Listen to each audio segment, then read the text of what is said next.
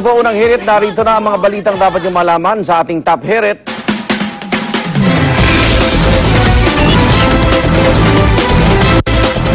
Huling-huli sa CCTV ang pagtangay ng isang motorsiklo sa Taguig City. Sa video, makikita po natin ang isang humaharurot na motorsiklo. Ayan. Ayun. Kasunod ang isa pang motorsiklo.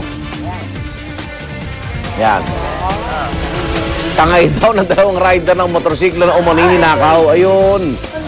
Maya-maya pa, yun yung tumatakbo, yun yung may-ari. Bakit kita yung kapatid may-ari at hinahabol na yung dalawang suspect. Kaya nagpasikot-sikot ang dalawa sa ilang kalsada. Yung motor, oh, yan, uwa rin. Pero nakunan pa rin sila ng CCTV sa mga lugar na kanilang sinuotan. Pero walang armado pa ang dalawang suspect. Dahil sa CCTV, natuntun ang rutang dinaanan ng dalawang motorsiklo. Tumagin ang humarap sa kamera ang may-ari ng motor. Ay sa mga otoridad, dahil sa insidente, mas paitingin nila ang pagbantay sa seguridad sa naturang lugar. Diyan po yan sa Taguig City. So nakita lang yung ruta pero hindi na sila nahuli pa, no? Ang balita pero... Ayaw magpakita yung may-ari. Yung huli makatulong yung CCTV. Nakunan yung pagtangay. Oo. Hindi pa malinaw kung nahuli. Nadaan, nakita yung ruta. Sa may gilid. Oo nga, akala ko nga sila yung suspect bigla nagtago eh. Sa shock siguro di sila makagalaw. Oo, sana malaking tulong ang CCTV para matugis din yung mga yan. Samantala, hawak na po ng pulisya ang CCTV video na kuha noong gabing salakay ng 10 lalaki. Ang bahay ng negosyanteng si Bobby Aguirre sa BF Homes Las Piñas. Makikita po sa video na dumating ang dalawang kotse kasunod ng isang motorsiklo at taxi. Pagbukas ng gate ay tumutok ang motorsiklo at taxi sa tapat nito. Pumasok sa loob ng gate ang motorsiklo at taxi pero maya-maya pa, lumabas na ang taxi. Ilang saglit pa, kumaripas na rin ang takbo ang iba pang lalaking pumasok sa gate. Dahil sa pangyayari, hinigpitan na ang seguridad sa bahay ni Aguirre. Sa isang pahayag, sinabi ng kampo ng negosyanteng nasa maayos na kondisyon ito at hindi nasaktan sa insidente. Pero nalulungkot daw si Aguirre na 3 sa kanyang mga tauhan ay walang awang pinatay. Nangako naman si Aguirre na tutulungan ang pamilya ng mga nasawi niyang tauhan. Sinisilip na ng Las Piñas Police kung may kaugnayan ang pamamaril sa away ng mga security guard. Pero hindi naman daw isinasantabi ng pulisya na posibleng may kaugnayan ang insidente sa kaso ng Bangko Filipino. Sa ibang balita naman, nasa launchpad na ang rocket na gagamitin ng North Korea sa kanilang weather satellite launch sa pagitan ng April 12 hanggang 16. Nasa final stages na raw ang kanilang paghahanda nang ipakita ito sa foreign media na kanilang inimbitahan doon. Mariing pinabulaanan ng North Korea ang aligasyong isa itong ballistic missile test. Ayon naman sa isang dating curator ng National Museum Planetarium, maaaring mahati sa 3 bahagi ang isang missile kapag inilulunsad sa kalawakan tulad ng nangyari sa Kwangmyong-song 3 missile ng North Korea. Kapag nagsimula ang launch, maaari matanggal ang first stage na isang booster na tumutulak sa rocket.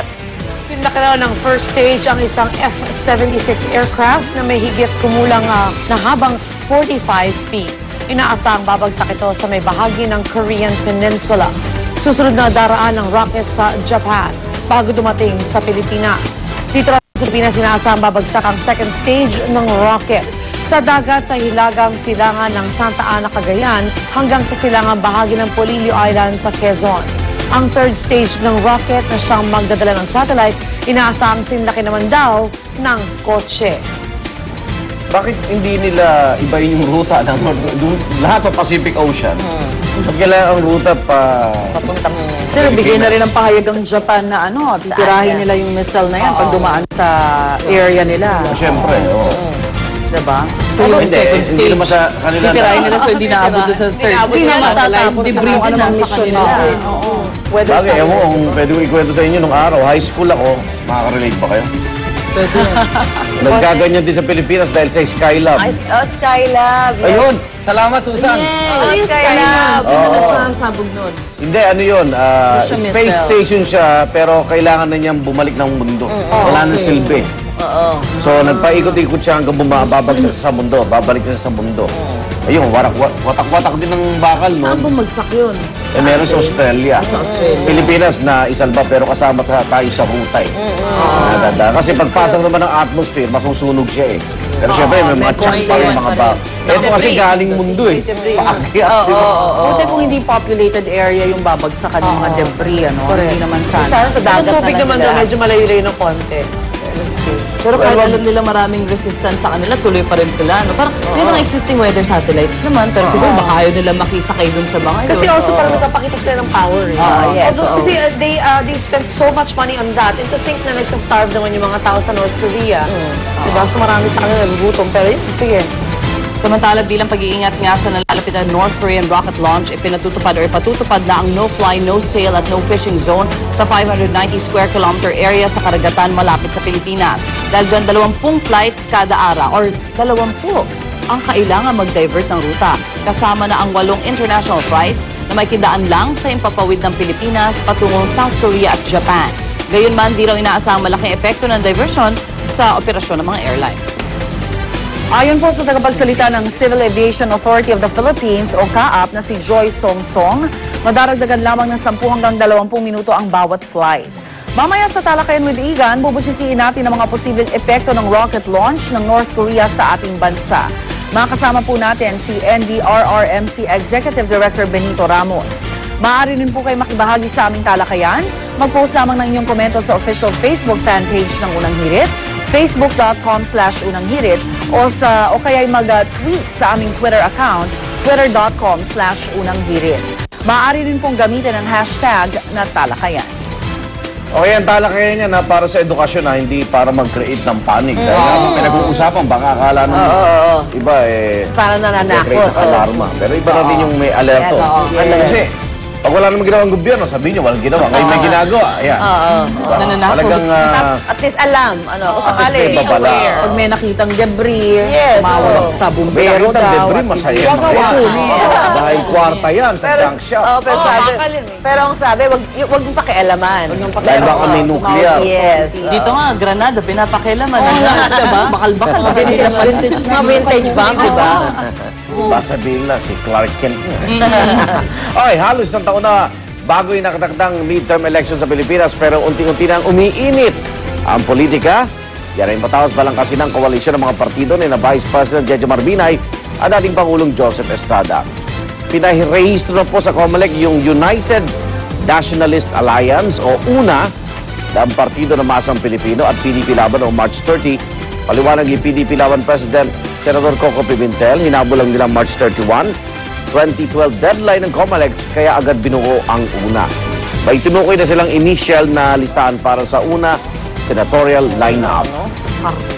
Ito ay Senara-electionist Senators Coco Pimentel, Gringo Onasan, Loren Legarda, Alan Peter Cayetano at Chis Escudero, Joey De Venecia, dating Las Piñas Representative Cynthia Villar, dating Senador Ernesto Maceda, San Juan Representative JB Ejercito, Cagayan Representative Jack Enrile, at maging si Zambales Representative Mitos Magsaysay na kilalang kaalyado ni dating Pangulo at ngayon Pampanga Congresswoman Gloria Macapagal Arroyo.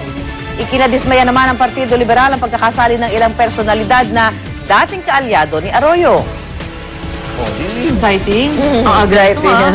Oo. Pero ngayon, lahat Pakialam sasabihin nyo sa nila, pakialam nila sa kulay. UNA.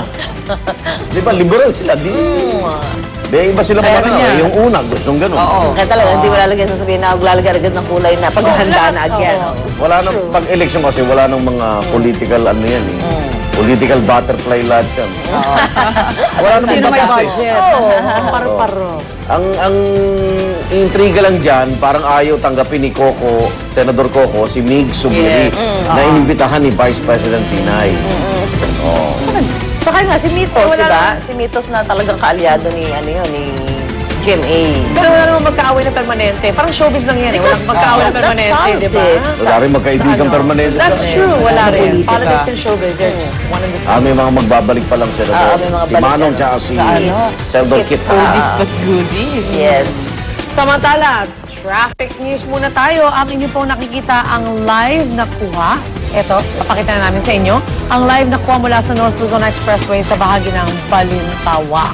Ang nasa kaliwang bahagi ay ang papasok po ng Maynila kung saan makikita niyo pong masikip ang trapiko sa ngayon. Ayon sa monitoring ng pamunuan ng NLEX, malaki na raw ang volume ng mga sasakyan pabalik ng Maynila. Ayan. Mahabol sa, 8 8 o'clock. AM. Ay, yeah, sa mga papasok sa trabaho, diretso na sila. Diretso trabaho. At matindi rin po ang traffic sa southbound lane ng EDSA Cubao. Ayon sa MMDA Metro Base, dahil daw yan sa mga bus na galing probinsya at magbababa sa mga terminal sa naturang lugar.